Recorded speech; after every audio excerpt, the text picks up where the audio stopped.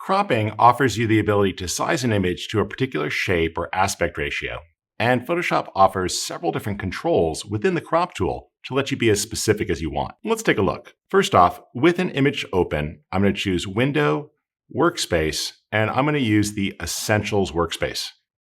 Now, select the crop tool by pressing the letter C. You'll notice that the crop tool is active if across the top are several options. For example, you can click the drop-down menu here to pick a particular aspect ratio or potentially a size. For example, if I wanted to crop for delivery for a standard size print, I could choose 5:7. And in this case, it made a vertical shot.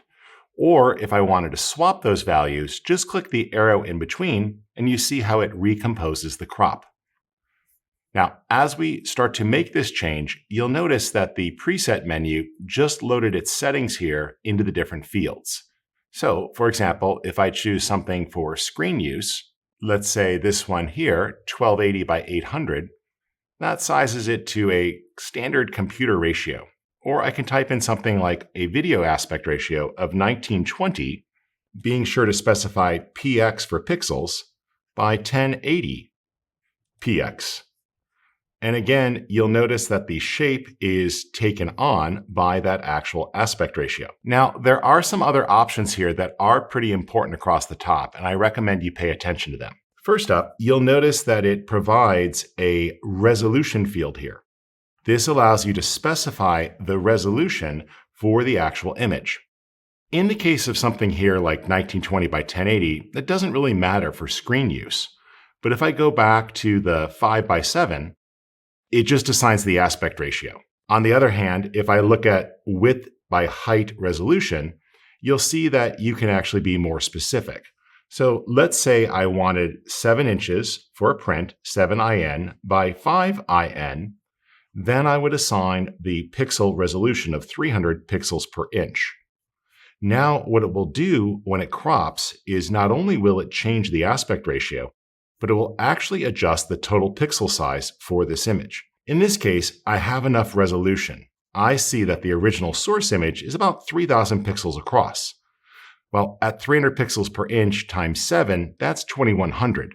So I'm okay to crop. It won't actually have to enlarge the image in doing so. If you keep looking across the top, there are a few more tools that matter. While cropping, you might decide you want to check for a level horizon. You can click Straighten here, and then draw a vertical line or a horizontal line and have it straighten the image. In this case, I just used the side or the top of this building here off in the horizon, and you see that it leveled the horizon to that subject. Additionally, you have the option to choose different overlays. Some people prefer the rule of thirds to help with compositions, but there's different crop overlays here that you can look at depending upon how you like to compose the frame. Each of these is based on different design principles.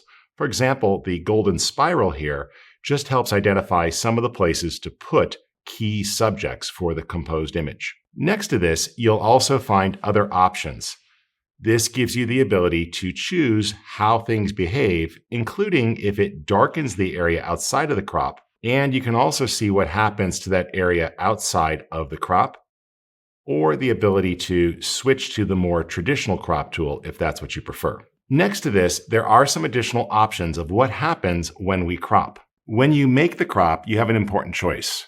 Do you want to keep the pixels that are outside of the crop and do a non-destructive edit?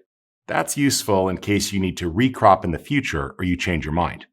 Or are you looking to discard that information to get the file size down and only keep the pixels you care about? That's what this Delete Crop Pixels option's for. I'm going to choose to delete them in this case. Additionally, if you're expanding the crop, there's options here to use AI, but we'll explore that a little bit later in the course.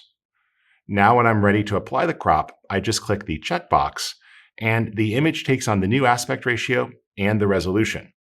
You'll see, for example, if I check the image resolution option here, under image size, that the current size is as follows: 7 by 5 at 300 pixels per inch. If I switch that to measure in pixels, I'll still see the same translation there. 7 inches becomes 2100 pixels across. So in this case, I performed several things with one tool. I leveled the horizon, I changed the aspect ratio of the photo, and I sized it for a particular print resolution output.